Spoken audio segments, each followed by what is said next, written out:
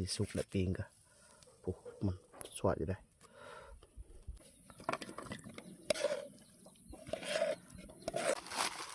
เด็กเหี้ยวเขาก็แสดงว่ายังทันเป็นนะเหี้ยวก็นะเบิกมันสีเท่าเก่าเนาะปีนี้สักมาสีเท่านึงปีนี้อยู่ข้างนั้นมันสีดุ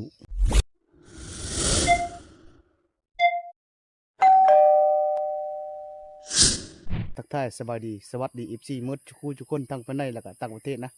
สบายดีตอนเช้าทุกคนเลยยินดีต้อนรับผู้ที่ช่องฟันสั่งคือเก่ามื้อนี้กันนี่มื้อนี้ก็เดินทางเข้าป่าคือเก่านำมื้อนี้มาคนเดียวว่าจะไปหายามแฮวก่อนพูดเลยพยายามแฮวหมูอยู่พูนห่างไว้ดังนึงแต่รอบก้อนนี่นะได้เป็นทิศเลยบริคือเมื่อวานนี่ก็หมูที่แฮวเขาได้ที่แฮวเอาพี่อ้ายเมื่อวานนี่นะอยู่คือกันนั่นแหละหมูที่แฮวเขาวานนี่กัน2 เสาปลายคนได้วานนี่นะมื้อนี้เอาไปนำดังนึงมื้อนี้นะนี่จะไปห้างเสื้อแถวยังเพิ่นว่าหมูลงหลายขนาดพุ่นวะไปจังหวัดจังแหวเบิ่งยามแฮวก็แหวเสียแฮวดังนี่ทุกคนมื้อนี้มาแหวยามไฮแลนด์ทุกคนเด้ไฮแลนด์ตัวนี้นะอยู่กบมาแงนเนืองนี่มากลางไว้มื้อนั้นบ่ได้มายามเนาะมาลับก้อนเนี่ยมันขึ้นน้ำหลังแฮวลันก้อนป๊อดบ่สิเรียบร้อยลับก้อนเนี่ยรับ2 โลปลายหรือ3 โลนะแลนด์ตัวนั้นมาแหวยามไฮแลนด์ก่อนยังไปยามให้หมูอยู่ปุ๊บโยยบ่อนไปให้หมูนะไก่กระเติบได้ตอนนี้พ้นกันนี่เห็ดขาวทีนี้นะโอ้เห็ดขาวทุกคนนะโอ้อ่อนๆพอดีกินเลยนะโอ้ต่อตอนนี้กำลังไปกระตุ้มตอนนี้ก็นี่โอ้ได้แกงได้ใช่ไหมนั่นซื้อเนาะหยุ่มก็บอกง่ายเลยพี่อยู่พี่เนี่ยนี่น้ำตอมมีติ้วนะเอาเห็ดก่อนโอ้ได้แกงพอดีแกงแล้วนี่อ่อนๆเลย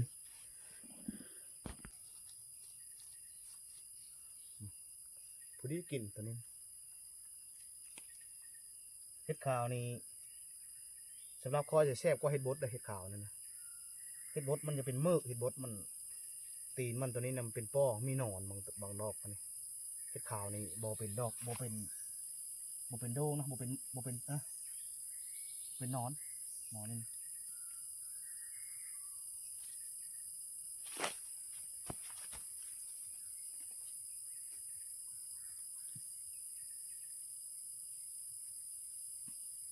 เห็ดบดตามดงอ้อกับบุจักเห็ดบดไปจะไม่จึงไปหาลงเบิ้ง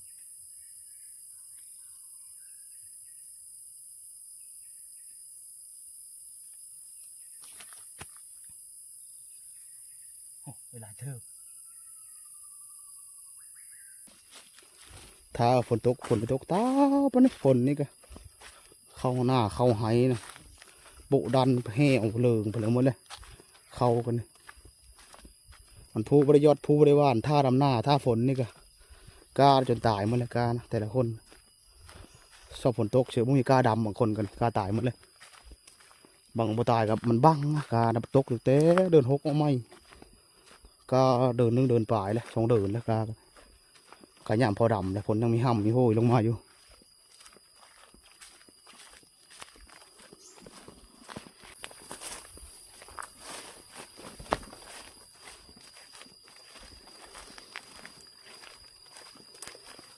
หมูก็ยังมาทันได้ลงมาแต่แบบอยู่พูนอยู่แถวฝะเซ่ฝะนะหมูนะมันมาทันได้ความมาฝะบ้านเฮาพี่นะมันอยู่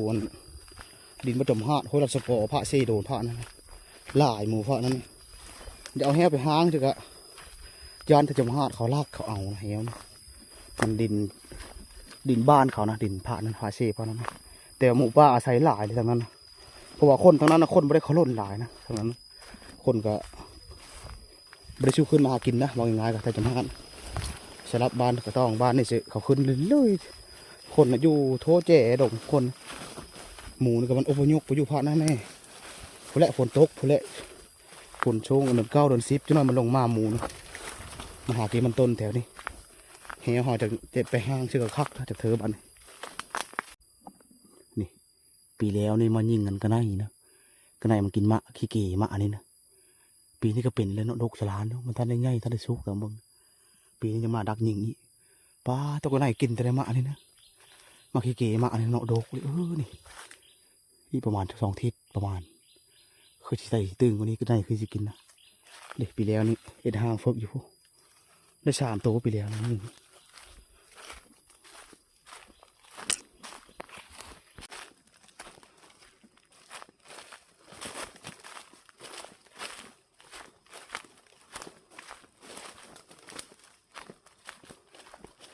เลยกับกกตัวหน้านี่อันก็ได้มากินมาขี้กี่นะเป็นบ่ปีนี้เด็กกกมันเด็กกกน้อยนี่บ่เป็นปีนี้กกนั้นเป็นดกกกนั้นนะ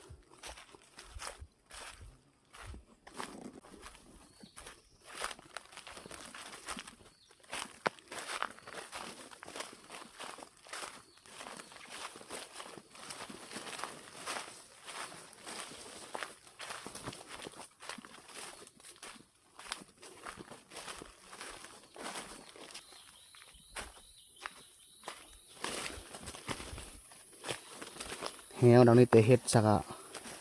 เธอที่5เอามายามนะแต่ว่ายังบ่ถือแล่นพอโตอยู่ได้แหว2 ด่างนี่นะแหวมันมักลันก่อนส่วนหลายมายามแต่ละเทินถ้ามันลันถือไปเลยเบนถือไปเลยลันกันนี่แต่ก็จะบ่เคยลันไหนล้าแหวแบบนี้ลันอันนี้เนี่ยถือว่ามันจังลันถือบ่ได้แหวเด้บ่ถือโอ้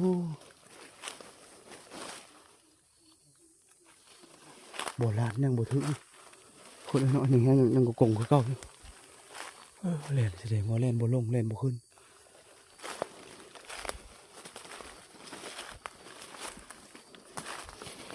โอ้แล่นบนลงเลยคนน้องไล่ตะเงอะขึ้นนะแล่นบนขึ้นนี่เลยแล่นมันมีความคนนี้นะมันบ่ความไล่มันนี่นะมันบนอันไล่เดือกระเดือขึ้นมันโบราณเลยเหี่ยวนะโอ้ยเป็นอันนี้เลยแหวดังนี้ดีกว่าเลยเนี่ยหอยเล่นขึ้นอยู่หอยเล่นเป่งแหวใหม่ขอโทษเป็นอันนี้ตลอดเลยไหมแหวดังนี้เนี่ยช่วยรันช่วยกระเดือขึ้นไปนี่ฮะเนาะสงสัยเล่นน้อยตัวนี้นะมันลงมาหรือว่ามันขึ้นมันเอาที่โซบโหมันชนเท่านี้เดือไล่ขึ้นคะแนนใหญ่มันจะคว้าตามเบิ้งตามสังเกตครับก่อนทุกคนมันพูดเลยครับไปขึ้นตรงใหญ่ห้อยบอลมาเนี่ยขึ้นไปยามแหวหมูก่อนขึ้นไปเยี่ยมไปยามมันกับเห่าถือแหวมาด่างนึงแหวหมูนะอยู่ขึ้นไปห้างตื้มแหว5 ด่างกันได้ห้างอีด่างอยู่กับตารถเป็น2ยัง3บัดนี่พอแหละหมูลงมากี่มันต้นพอแหละยังหาซื้ออีก3 ด่างนั่นนะยังหาซื้อบักคักไปนั่นนะมันจังร้อยเลย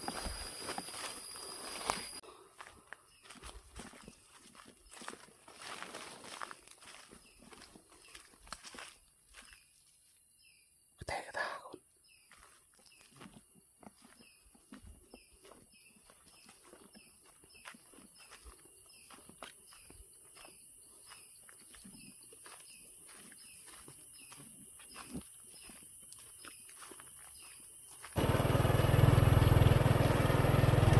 ยามแหวแลนบ่ถือไปหาเยี่ยมยามมึงแหวหมูก่อน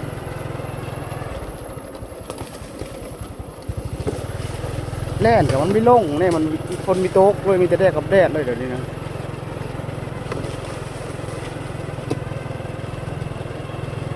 เดินทางไปค่อยบอลไปแล้วนี่คนไหน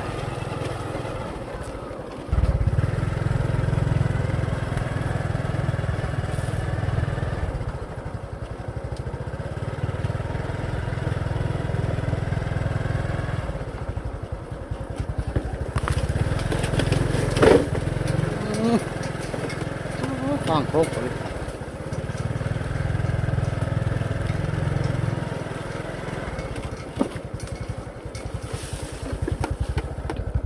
พยายามให้หมูก่อนมาเลยนี่แฮหมูเฮาอยู่ในนี่นะมาสวายพดมันนี้นะขันมาแต่เช้าเถอะ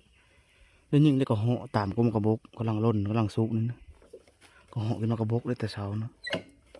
เฮามาพี่สวายแล้ว8 โมงปลายตอนนี้นะนี่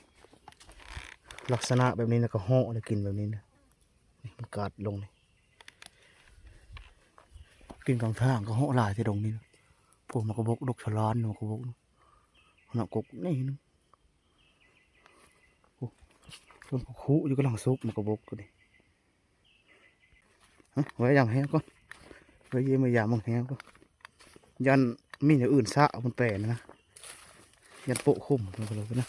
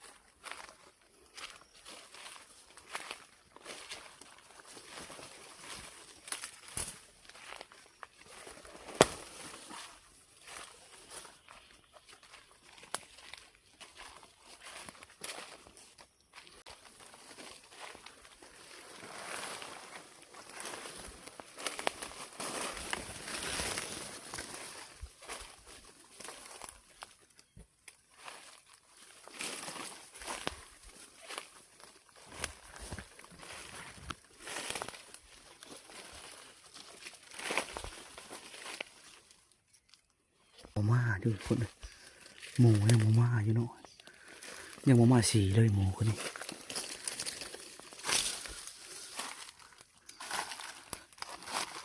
เด็กเหี้ยวเขาก็แสดงว่ายังทันเป็นนะเหี้ยวก็นะบักมันสีแต่เก่าเนาะปีนี้สักมาสีเท่านึงปีนี้อยู่ข้างนั้นมันสีดุ2-3 เทื่อไปก่อนคนวันนี้ไปหาห้างแหวดังนั่นก่อนแวะทางห้วยกระแสแง่กระแสนี่หมูยังบ่ทันมาอยู่หมูเมื่อวานนี่ถือแหวเขาพี่อ้ายนะเขาถืออยู่นี่ฝาทางฝานะฝาทางใหญ่ข้ามมากกว่านี้นะกระบอกไก่เดียวบนนั้นคนละฝาทางดงนี้นะแสดงว่าหมูมันไปฝานะฝานี่มันยังทันมาหมูป้านะไปแวะเถงให้ดงพอเนี่ยเหมือนนี้นะพ่อแม่เพิ่นเฮานอนบ้านเลยเฮาแวะเบิ่งเป็ดเบิ่งไก่นะอยู่เขาให้ซักกันก็คือสิละไปป้ากระแตก็น่าควัดกินหมดแล้วบ่จักพอมันก็มือนอนเหิน2 คืนเลยแวะเบิ่งไห้นั่นแหละแล้วก็เลาะหายิงก็โหนี่แค่นั้นนะสากมาฮอดไห้พอนะมาฮอดนกเขาเตะทึ่นแถวนี้นะมันลงกินข้าวซักแล้วผลมีห้ำแล้วมันอยู่แต่ปากขุมเนาะนกเขาเฮาไม่เซลเลยรถฮอนเจาะมานี่คนเอาแฮวนี่นะเอาแฮวนี่ไปเชื่อพวกไปเชื่ออยู่ดงฟ้าหายแง่เขากระแสนหมูลงดีจะได้ทรงกันนี่นะติดกับไอ้บ่อนนี่นะหาเชื่อเขาแนวนี่แฮวนะนะเขานะตัวสักกะก็มีสักกะฝนก็มีฝนห้ำสิ5นึงโอ้ยแต่ละงามเขาคนเนาะตัวเขาก็ได้ชมนี่ก็มีเขาสักก็เป็นน้ำค่าก็มี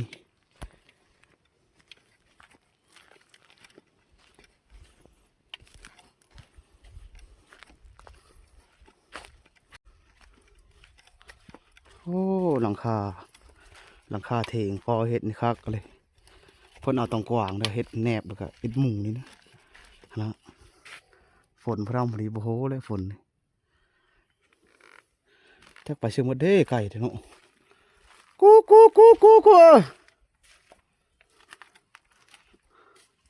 เชื่อแม่พงฟอนกินหมดแล้วก็ไปจักแล้วไก่กันนี่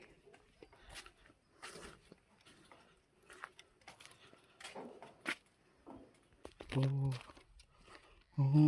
ตัวเสียดายเลยคนเลยเบิ่งป่าแตงกวานะหยุบหมดเลยขนาดมะมันใหญ่เลยได้แต่กว่าหายนะนะโอ้หน่วยพอดีกินเลยสงสัยแม่จะปกไว้มาแตงกวานี่นี่เอาไปหน่อยนึงดู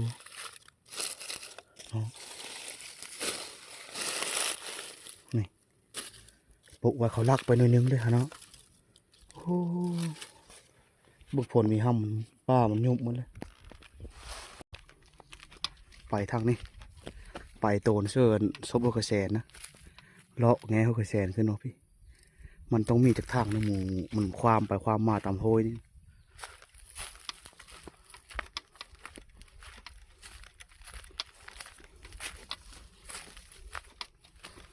มันต้นแม่ก็งามเติบต้นเพิ่นนะ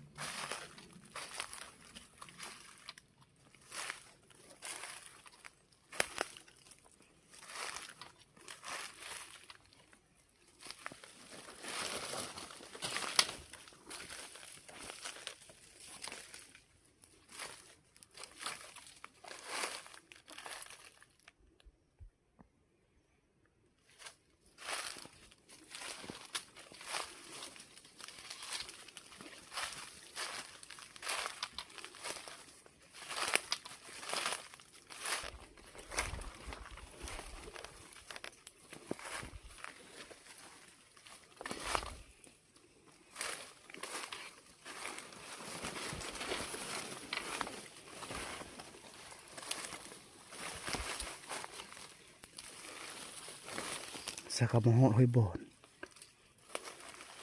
เลาะห้อยบอนนี่ขึ้นนี่พวกนะหมู่นี่อากาศร้อนนี่คือสิหาลงกินตามห้วยตามเบิ่ง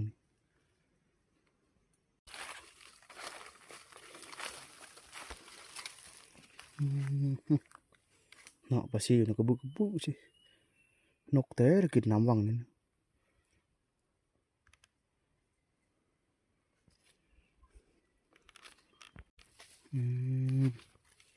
เนาะ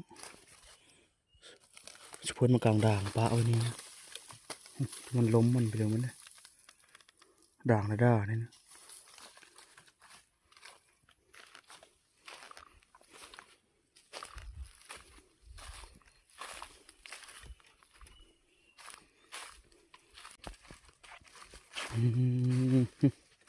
เนาะเบิ่งนะทุกคนปลาน้ำแห้งนะเนาะปลาน้ำแห้งนะน้ำแห้งปลามันนะอ๋อแต่สิอ๋อมีแต่ปลาซิวเข้าทั้งหมดอันนี้นะพวกยุบอยู่อ๋อตัวเนาะปลาซิวเข้าทั้งมันใหญ่เท่าไรเบิ่งลงงมมันก่อนพอจะปีนกินง่ายเนาะปลาน้ำแห้ง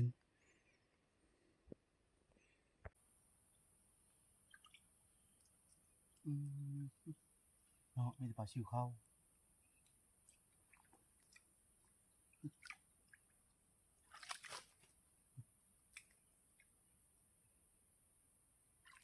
เนาะมีปลาซิวเข้าหมดพอดีปิ้งมองเข้า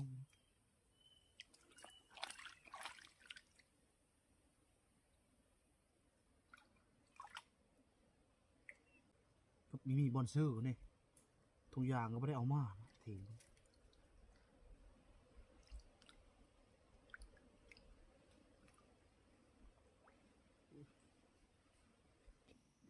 เฮางมอ๋อได้หลายเติบนะเอาสำนี้ยังมันมีมองเซอร์นี่ทุกอย่างก็มีได้หลายที่ได้บอกชิปลายตัวนะปลาซิวเข้านะมีกระตัวพอดีปีงมองเข้าทบได้ปลาดุกตัวหนึ่งปลาดุกน้อยนะอยู่นี่นะป้อบ่งปลาซิวนะไม่ได้งมเอาหมดนะคนยังหลายเลยนะในสวิงได้มีเนื้อเชื่อสือสาเอาแต่ว่าบุคักปลายำมันจะเน่าไว้ตรงนั้นเลยน้ำแห้งปลามันผลมีทุกเนาะมันขึ้นสูงยำฝนน้ำซอดกัน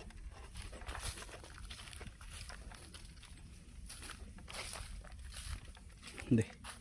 หอดซบกระแสนะคนเลยแต่ว่ายังไม่เห็นทางหมูลงโฮอยู่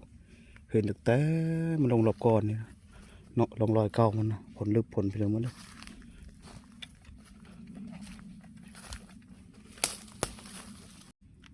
เลาะแงนี่ก่อนเลาะแงไปเชิญน้ำบ่อของเขนนี่นะยันหมูลงทางนี้นะแหวกับย่ามนี่หาห้างยะอะไรบุคือยามฝนแล้วมันยามนี้ห้อยเก้าคือห้อยไม้คือห้อยเก้าฝนไม่ได้ตกเลยว่ามันเย็บแต่มือเลยก็ยังเห็นอยู่ห้อยมันยังไม้คือเก้าฝนห่ำเสือน้องลองดูดโชว์มันไปนี้นะแต่หึงแล้วลองดูดนี่มันเลาะแงในจุดยอดบ่อคำเขนเลย ยังบ่เห็นห้อยหมูลงอยู่แถวนี้นะกลับคืนก่อนทุกคนนะวันนี้กลับคืนไปเลาะแงนะแงแงกระแสนก่อนทุกคนน้ำไม่น้ำหมดไหนเลยเห็นอยู่ห้อยมันห้อยเก่าๆมันลงมาดูแถวนี้แล้วเนาะแบบนี้นะ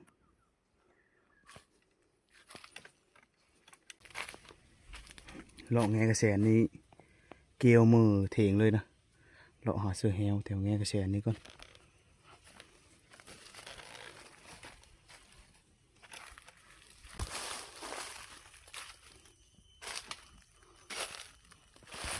นี่หมูช่วงยามฝนนะมันอยู่บอนนี่เป็นยุบกว้างบอนนี้นะตอนนี้แบบปุ๊บมดดงตัวนี้นะมีแต่ยุบมองนี้นะ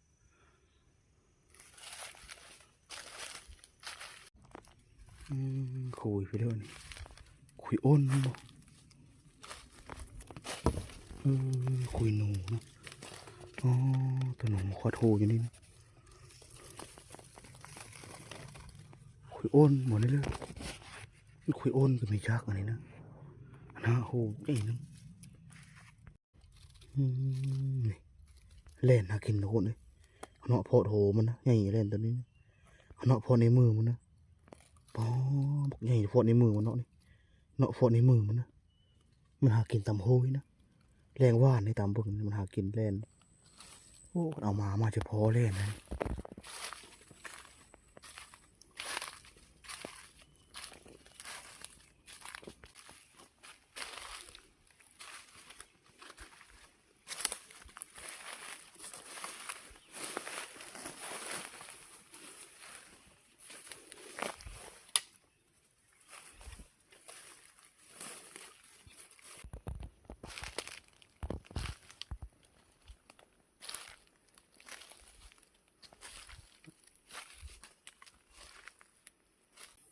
โลกแง่กระแสในจุดที่สุดเลยจุดเคิงเลยยังบ่เห็นห้อยหมูความดูลงห้อยนี่นะยังบ่เห็นเลยหมูถ้ามันอยู่เจเลยหมูนี่กันห้อยฟ้านก็บ่เห็นนะแถวนี้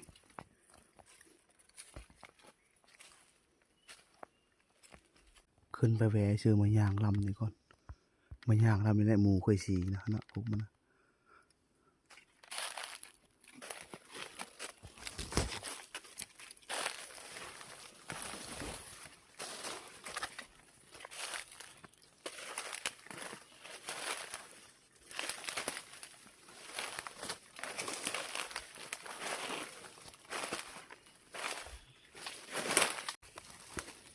ยังบ่เห็นหมูสีเลยปีนี้เนาะ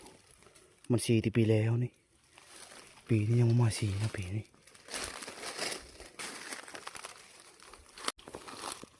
นะมันสีที่ปีแล้วนี่หมูกันมีมาสีเลยปีนี้นะ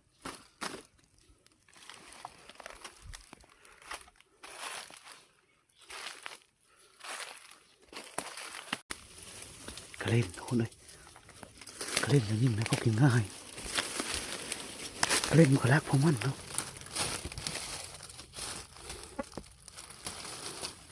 นะ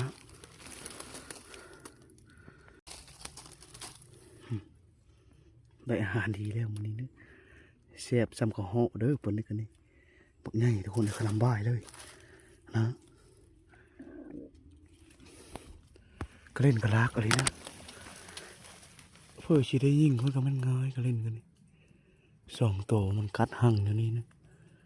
ตัวนึงจะไปเท่านั้นเลยจนมวยโลแงกระแสนนี่ก็คนเลยสักก็ได้ก็เล่นน้อยตัวหนึ่งนะก็ห่อแล้วก็มีพอเลยห้อยหมูก็มีเห็นลงมาต่างโหยนี่นะ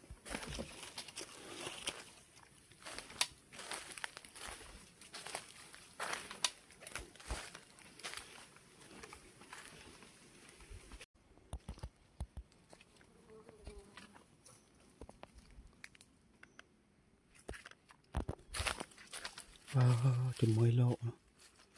สักก็เห็นน้ำ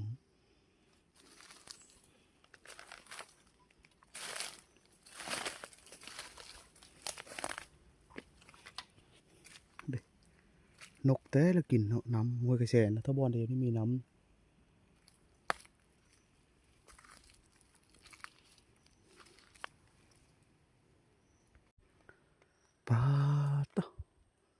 บ่มีห้อยหมูห้อยไม้ห้อยเก้าคนเลาะไงกระแสนจนที่สุดมาสุดอยู่ตาดนี่ขึ้นเลาะขึ้นจะเถงก่อนมาเลยทุกคนเลยหากินข้าวกินน้ำคนเยอะเขาเลยหามาแตงแถวห้อยและต่ำกินกับก็เล่นตัวนึงไรจะเมื่อยแล้วพอเย็นแฮก็บริเฮ็ดแฮคน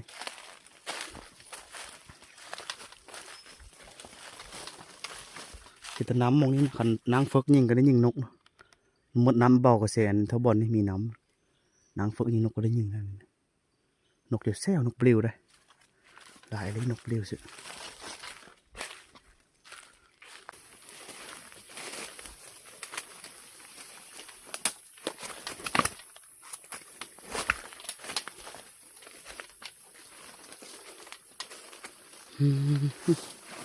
จนมวยไป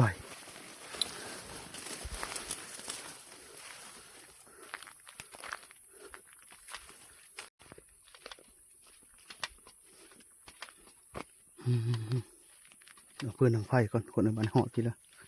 จี้ก็เล่นจ้ามก็เล่นเขาว่าจะเอามาแต่งนี่นะปิดต่ำมาแต่งนี่ปะไว้เขาเอาละล้ามาแต่งนี่นะมุ้ยผู้นอนเฝ้าด้วยเขาเอาไปหน่อยนึงเลยทำกันนี่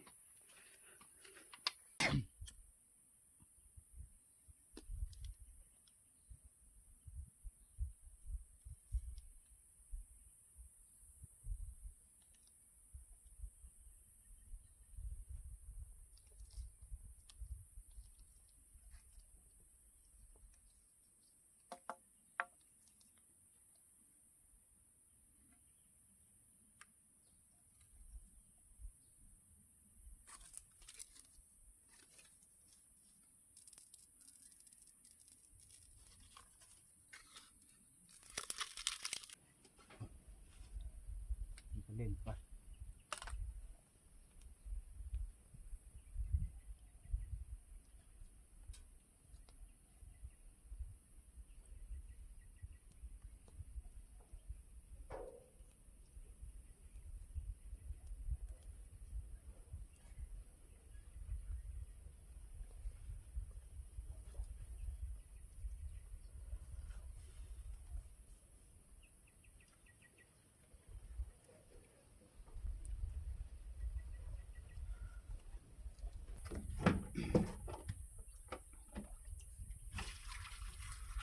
แนวละน้อยแนวกินกันปลาซิวข้าวใน6-7ตัวครับไปเล่นกันทั้ง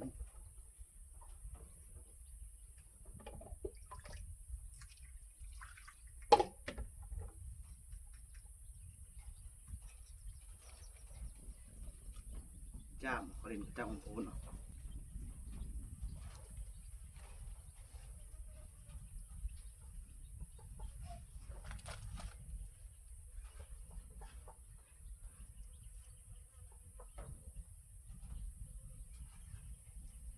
ปลากะคันมีถุงยางเอาลายพวกนี้ปลานะมีบนเสื้อในห่อเสื้อใบตองมานี่ก็สีข้าวลาย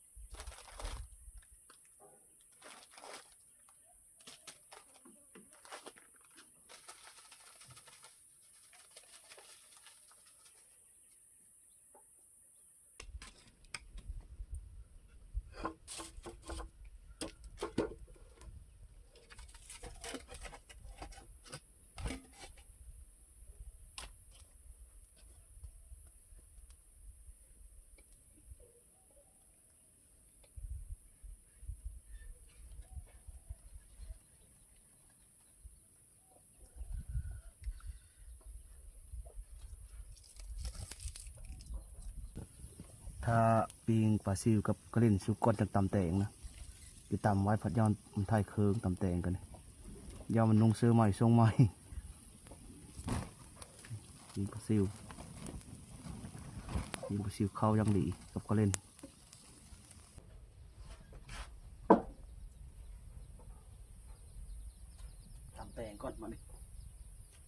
ปีก็เล่นกับซุกและขางไว้เทิงมัน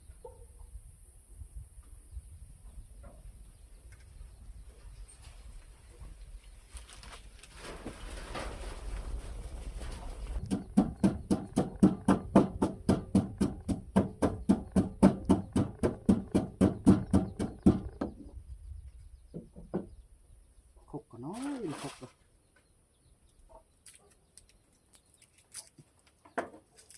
เทียมก่อน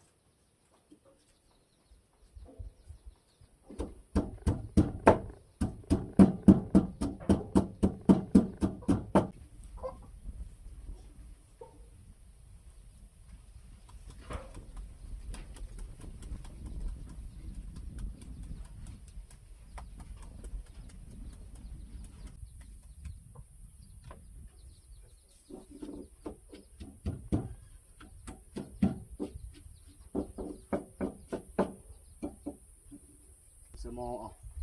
เหลือคก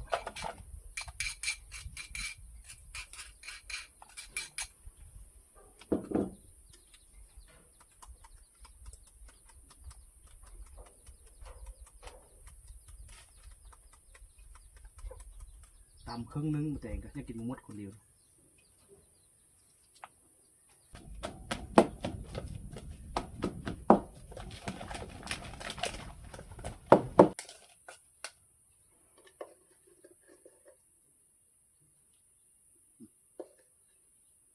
สึกประเดะจังหน่อย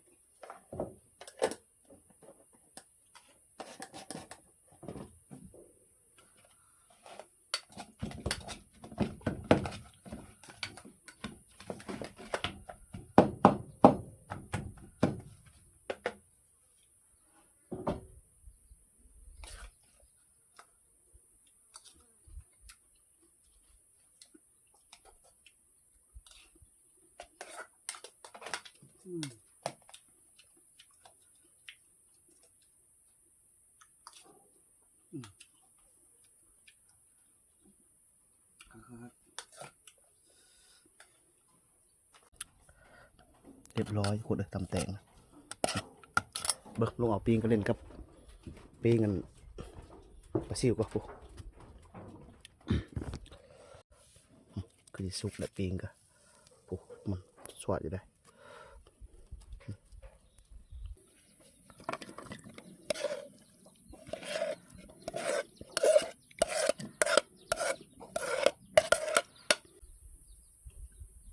มากินข้าวปะนี่ตำแตงกับปีงก็เล่นนะปีงปลาซิวนะ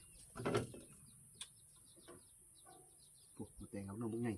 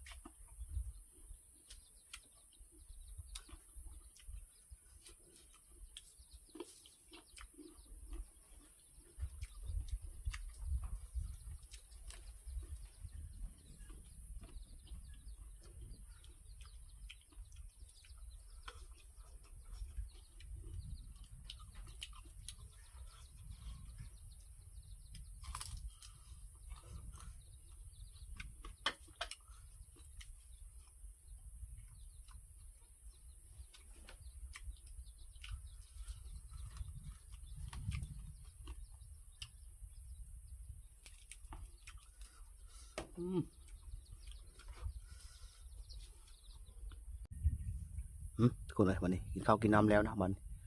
พักผ่อนก่อนจังน้อยคนเลยยังออกไปหาบ่อเด็ดแฮวด่างเดียวนี่นะยังเห็นอยู่น้อยดาวพักผ่อนจังนั้นเอาชีเฮาไปดงตัวนี้เฮาไปเชิญลำบ่ออยู่แงนกระแสนี่ตอนนี้สากา12 โมงครึ่งตอนนี้นะยังแดดหรือรอได้ เฮ้ยเลยตอนแรงๆจังหน่อยละเฮาซื้อหางแหวด่างนี่แหละเลาะหายิงมือเลยอันนี้ก็เหาะก็แฮะกินมากของกลางป่าแถวดงนี่แหละพักผ่อนก่อนทุกคนเลย